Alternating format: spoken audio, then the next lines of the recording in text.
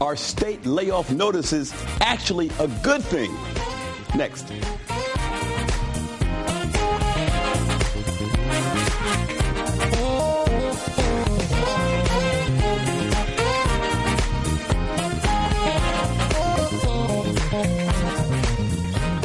Welcome to the Stan Simpson Show, a program about Connecticut people and compelling issues.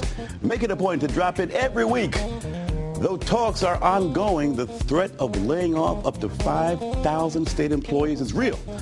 Governor Dan Malloy is trying to close a $2 billion budget gap and has asked for concessions. Layoff notices have been sent out. The question we'll ask today is whether this actually is a good thing for Connecticut, because it creates a sense of urgency for meaningful conversation between the governor and the unions. Current columnist Rick Green believes that to be the case. We'll get his thoughts and those of the union spokesman Matt O'Connor and Christine Stewart from CTNewsJunkie.com. Then we'll wrap things up with career consulting coach John Brubaker. We'll talk about not the gainfully employed, but the nervously employed. You know, those folks who feel particularly vulnerable for downsides. He'll give us his tips on how to prepare in the event of a layoff. But first, layoff notices are out. Conversation continues. Rick Green, Matt O'Connor, Christine Stewart. So listen, the conventional wisdom is this is all a nice little slow dance. At the end of the day, the governor won't go through with layoffs because to do so would simply compromise his reelection 4 years from now, and that he doesn't want to do that kind of damage to himself. They'll figure something out. Rick Green, you're the opinion guy here. Your thoughts on this? Well, as the designated wise guy, I'll tell you why I like the notices. I like, A, that it will force my friend Matt here and his cronies to see that the governor is serious about this stuff. I think it'll force Republicans to actually realize, hey, there are programs that people like that might be cut.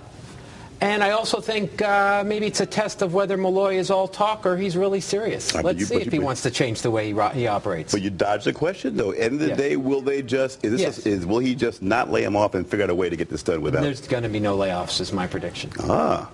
Matt O'Connor. That's got to bring some music for you, right? Well, I'll say this, Stan. I will agree with Rick that no layoffs would be the outcome that we're going to achieve. I happen to think that's the right outcome. Layoffs aren't good for anyone in Connecticut. They're certainly not good for the members of our unions because that's who we're talking about right now. But more importantly, they're not good for anyone in the working and middle class in Connecticut. And if we want to get this economy moving again, the last thing that we need are more folks on the unemployment line. Behind the scenes, Christine Stewart, what are folks saying? What's really the stumbling block here?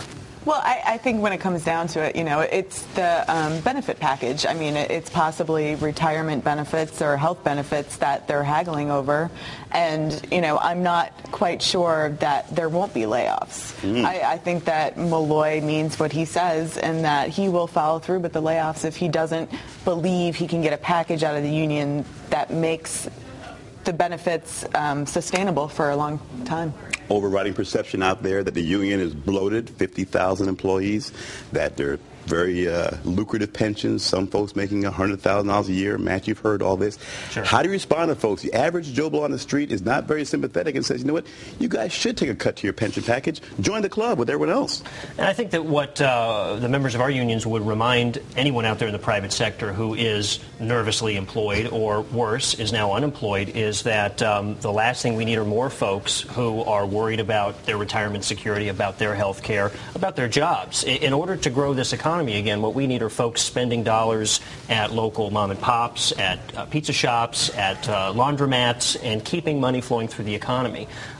Certainly right now there's a wider perception about the real source of this crisis that we're facing, and it's important to take a step back and look at who created this mess in the first place. Well, who did create it? Well, it certainly wasn't working in middle-class families here in Connecticut or anywhere in the country. It was Wall Street. It was big banks. It was the corporate mavens who were responsible for gambling with the future of this country, and unfortunately they lost. But aren't you just making an argument for then making concessions?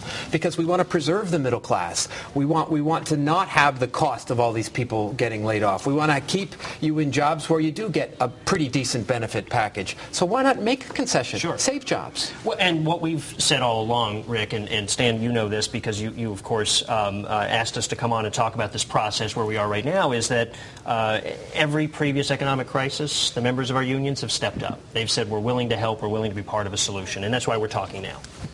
What's your solution? Christine, one second. What is the union solution? Because we've heard the Democrats, Governor Malloy, we've heard Republicans propose a no tax increase solution, got turned down. What is the union saying should be done? Besides tax the rich, what else are you guys saying should be done? Well, just as one example, Stan, and Christine covered this very recently, we learned that in 2008, corporations in Connecticut largely avoided paying their fair share of corporate income taxes. 2/3, in fact, paid either nothing or a small filing fee. So the question has to be, what is shared sacrifice? And who is being asked to step up and be part of making sure that we do have the public services that everyone in the state relies on, whether it's an individual taxpayer or it's a small business owner, and who's not? Who is avoiding being part of that solution? And so that's the broader discussion we think needs to take place. Well, I think also, just to Matt's point, that corporations, the big corporations that Malloy met with, said, go ahead, raise the corporate income tax to 20%. They actually said go ahead and do that because they already know that only 2/3 of the companies pay $250 or nothing. But it's the so same it doesn't state. impact them, not that they're skirting the law, it's that there are loopholes in that law. But it's the same state where businesses are saying, hey, you guys don't treat us well. So they have this very great perk here, you're saying, right? They're not really paying a lot of taxes. Well, that's the property tax. They are paying a lot in property tax. All right. I'm tired of this smoke screen of let's turn it into corporate America. Listen, I'll take a swing at corporations anytime, but this is about taxpayers paying for state employees, and let's not get confused about this here. And if we don't get concessions, we're going to have to lay people off. It's not about whether Exxon paid zero in taxes or anything. I like the argument. I'm actually sympathetic, but that's not what we should be talking about here. It should be about state employees making concessions to save their jobs because we can't afford all these services. Let's talk about your blog where you mentioned, hey, this is a good thing. We'll go back to the points you raised where 5 reasons why these layoff notices are a good thing. Matt almost spilled his coffee over breakfast. He read this thing. Take a look. You said you mentioned earlier, Republicans now will be forced to admit that there are some good aspects of the government. Let's get some thoughts from other folks on that. Is that fair? Is that a cheap shot at the GOP that they take government for granted and that this will help them say, gee, we can't go this deep? Well, I think Rick is absolutely right. It does call the question on certainly Republican legislators in this state who talk a good game when it comes to their solutions, but are very unwilling to admit that their constituents, the folks who vote for them, they rely on the same services that we all do too, whether they're individuals or small business owners. How about this one now, Matt? Stay with you. State employee unions might finally understand you no longer can afford the deals that were made in another era. It's a wake-up time for you. Sure, and I think that to Rick's point, the members of our unions have been awakened, like anyone in the working and middle class in Connecticut, to the economic crisis that we're all facing.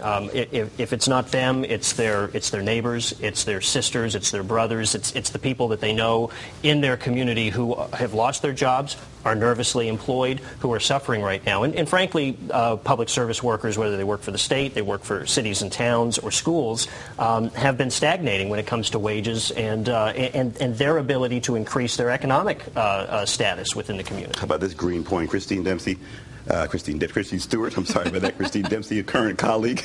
We'll see now whether a Democratic governor is serious about changing Connecticut's business climate. We know we're in a state now where it's been 16 years before a Democratic governor has been there. Your thoughts, folks are watching now to see what will a Democratic governor do with all this power for a change? What do they say behind the scenes in 15 seconds?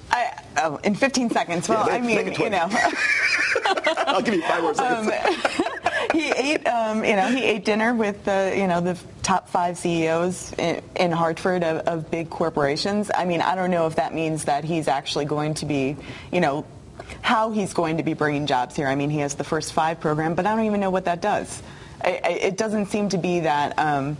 It does seem to be that he kind of has singled out the unions for some of these cuts and concessions. We're going to extend this segment. You're doing such a great job here, Christine. We're going to extend this segment. Give you 10 more seconds. Green's 4th point, politicians can no longer pretend that these layoffs won't mean higher property taxes, right? The other shoe to drop here, if you had these layoffs, then all this aid to towns and cities gets cut dramatically, almost $500 million. What are folks saying about that, the mayors and other folks saying, gee, what happens if that indeed has to happen? It means supplemental tax bills, or it means there's going to be layoffs at the municipal level. But it depends on how how far he reduces that municipal aid. That's big leverage for the unions, right? Matt, for you, that's something you use at the table. All right, you want to cut us off, guys. What are you going to do about the issue of this? And the other issue, the unemployment rolls, right? You lay off 5,000 people, you got to pay them some kind of unemployment, correct? Sure. Well, look, putting somebody on the unemployment line is no magic bullet. It's a bullet to the head, not just for that individual worker, but for everyone in this economy. And frankly, it's important to remember that the members of our unions are the residents in those municipalities whose services are going to be cut.